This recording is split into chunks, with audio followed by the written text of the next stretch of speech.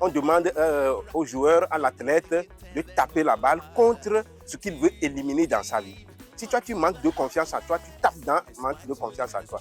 Si tu manques d'acceptation de soi, tu tapes dans manque d'acceptation de soi. Et là, ça leur permet d'avoir beaucoup plus de concentration. Tout à l'heure, nous faisons un exercice où on donne des objectifs. Nous voulons aujourd'hui que les personnes handicapées aient des responsabilités dans la vie professionnelle. Et ça veut dire qu'ils doivent avoir des objectifs. À travers le tennis de table, on les amène à fixer des objectifs. Je vais mettre la balle ici. Et on leur dit, c'est la même chose dans la vie pratique.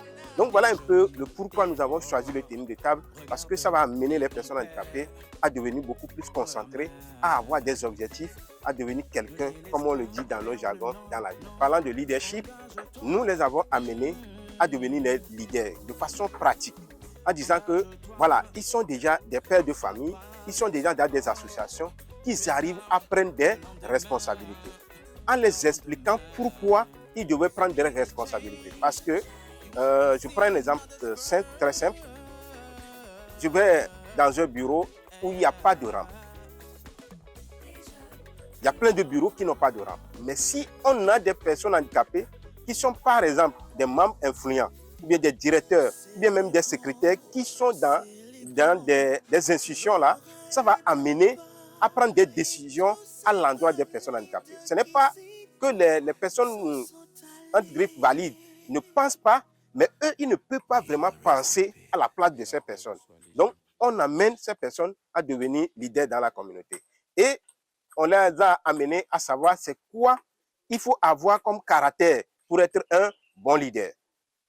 Voilà, donc on les a amenés à devenir des leaders, mais on les a montré aussi comment il faut devenir un leader. Nous avons insisté sur la question de la compétence. C'est vrai, on demande l'égalité, on demande à ce qu'il n'y ait pas de discrimination, mais ça ne veut pas dire que la personne handicapée aussi va rester sans compétence et dire qu'il cherche par exemple du travail. Non, il faut avoir d'abord la compétence avant de dire que tu veux devenir leader. Être un leader, ce n'est pas dans la bouche, c'est des compétences, c'est des caractères, c'est des aptitudes. On les a montré ça. Après, nous venons sur la question du développement personnel. Aujourd'hui, comme nous l'avons déjà dit, il y a question de manque de confiance en soi au niveau des personnes handicapées dû à tout ce qu'ils ont écouté dans l'environnement et tout ça là. Il y a la question de l'acceptation de soi. C'est des gens qui ne s'acceptent pas facilement. Donc, ils disent souvent pourquoi moi, pourquoi moi. Donc, on les a amenés à oublier ce côté-là, à se dire que la situation est là, je ne peux plus changer. Mais maintenant, qu'est-ce que je dois faire pour que je devienne beaucoup plus épanoui, beaucoup plus compétent, beaucoup plus dominant dans la société? Voilà un peu ce que nous avons fait. Après, on a abordé la question de la gestion financière. Parce qu'on ne peut pas être vraiment épanoui si on n'est pas on n'a pas de l'argent. Donc, on l'a amené. Au niveau de la gestion financière, on a parlé de comment ils peuvent gagner de l'argent en tant que personne handicapée.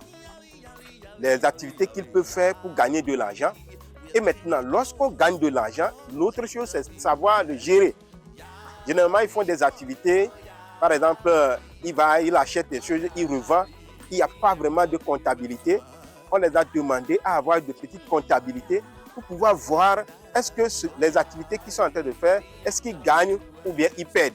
Donc, c'est un peu ce que nous avons montré au niveau du côté développement personnel.